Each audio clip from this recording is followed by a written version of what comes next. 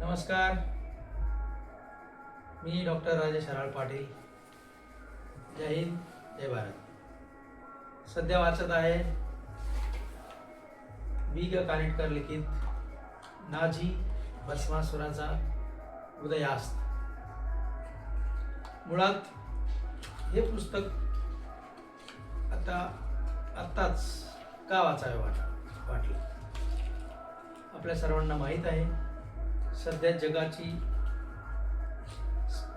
आणि Israel, America आणि Iran यांच्यामध्ये चालू असलेल्या युद्धाची खरोखर आपण सर्व जगाचा इतिहास बघितला तर हुकुमशहा निर्माण का होता, लोकशाही मृत्यूशय्येवर कशी जाते, राजकारणातील प्रत्येक यश डागाळलेले का असते. खरोखर ॲडॉल्फ हिटलर आणि नाझी याने सर्व देशाला, सर्व जगाला दुसऱ्या महायुद्धाच्या खाईत लोटले. आणि त्यानंतर जगाची परिस्थिती काय झाली, जगावर कुठले संकट आले, आणि सध्या अशीच परिस्थिती वाटते की आपल्या संपूर्ण जगाची तिसऱ्या महायुद्धाकडे चालू असलेली वाटचाल. खरोखर युद्धाने प्रश्न सुटतात का हो? आणि जर युद्धाने प्रश्न सुटत असतील तर हिटलर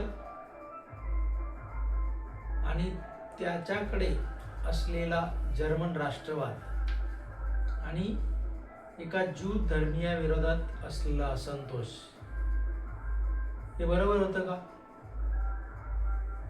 हिटलरला ज्यूंचा इतका तिरस्कार का होता?